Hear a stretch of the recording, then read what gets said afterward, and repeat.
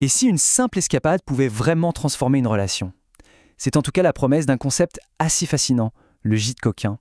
Aujourd'hui, on va décortiquer ce modèle en regardant de très près un exemple bien concret. Alors, un gîte coquin. Rien que le nom, c'est intriguant, n'est-ce pas? D'un côté, on a le gîte, quelque chose de très traditionnel, très français, et de l'autre, ce mot coquin, qui suggère tout autre chose. Mais qu'est-ce que ça veut dire au fond? Est-ce que c'est juste une histoire de déco un peu suggestive, ou bien est-ce qu'il y a une stratégie beaucoup plus profonde derrière tout ça? En fait, la définition est claire. On parle d'un espace entièrement privé, juste pour les couples.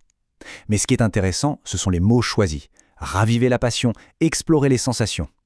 On voit tout de suite que l'objectif principal, ce n'est pas juste l'hébergement, c'est l'expérience, la transformation de la relation. C'est un service, pas seulement un lieu. Bon, pour que tout ça soit moins abstrait, rien de mieux qu'une étude de cas. On va donc partir en Bretagne pour découvrir un endroit qui s'appelle Escapade Coquine. C'est un peu l'archétype, l'exemple parfait de cette nouvelle offre touristique. Premier point, le lieu. Le choix est très stratégique. On n'est pas dans une grande métropole bruyante, mais dans le Morbihan, entre Rennes et Vannes. C'est un cadre discret, plutôt pittoresque. Ça ancre cette expérience coquine dans un contexte de nature, de calme, bien loin de l'agitation du quotidien. Là, on a le pitch marketing, noir sur blanc. Et ce qui est frappant, c'est qu'on ne vend pas un lit ou un jacuzzi. Non, on vend des résultats émotionnels, ravivés, pimentés, partagés. Chaque verbe cible un besoin, voire un manque potentiel dans la vie d'un couple. C'est une vraie proposition de valeur relationnelle. D'accord, mais comment est-ce qu'on passe de la promesse à la réalité? Eh bien, la clé, c'est la création d'une atmosphère. Une atmosphère qui est pensée dans les moindres détails pour installer cette fameuse ambiance chic et glamour. Chic et glamour. Les mots ne sont pas choisis au hasard, bien sûr. Ça permet de construire une image de marque assez haut de gamme et surtout de se distancier de tout ce qui pourrait paraître vulgaire. L'idée, c'est de créer un lieu qui soit à la fois sophistiqué et un peu excitant. Et la métaphore la plus importante, c'est sans doute celle du cocon. Pensez-y, un cocon, c'est un endroit protégé, un lieu de transformation.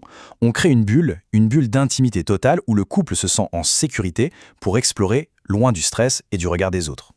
Et voilà comment ce cocon est fabriqué, pièce par pièce, de l'éclairage tamisé à la literie de luxe, tout est fait pour stimuler les sens. Et puis, bien sûr, il y a la mention des accessoires coquins qui confirment l'intention du lieu. C'est un terrain de jeu pour adultes, mais présenté dans un cadre qui reste maîtrisé et élégant. On commence à bien le comprendre, on est bien au-delà de la simple nuit d'hôtel. La véritable offre, c'est l'expérience sensorielle dans son ensemble. C'est une promesse qui parle directement aux émotions. Et ce qui est très malin, c'est que cette expérience est présentée comme un parcours, une sorte d'histoire en 3 temps.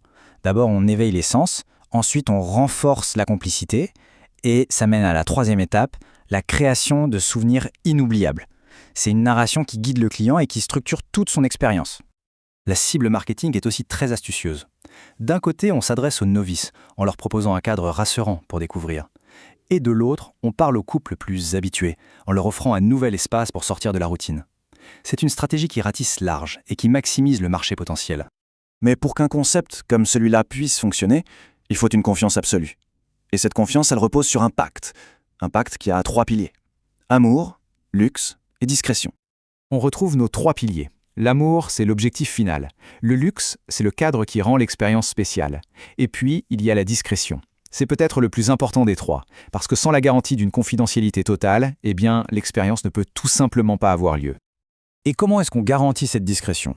Avec une devise qui est une promesse à elle toute seule. C'est un peu la version bretonne du fameux « Ce qui se passe à Vegas reste à Vegas ». Une phrase qui agit comme un sceau de confidentialité et qui devient la clé de voûte de la confiance. Il faut bien comprendre que ce n'est pas juste un slogan publicitaire. Non, c'est un véritable contrat moral qui est passé avec les clients. Il garantit un espace de liberté totale, de sécurité, un endroit où l'on peut se retrouver sans avoir peur d'être jugé. C'est vraiment le socle de la confiance. Alors pour finir, ce concept de gîte coquin, est-ce que c'est juste une niche marketing bien ficelée ou est-ce que ça révèle une évolution plus profonde de nos attentes où le tourisme devient un outil pour améliorer notre bien-être intime? La question mérite d'être posée.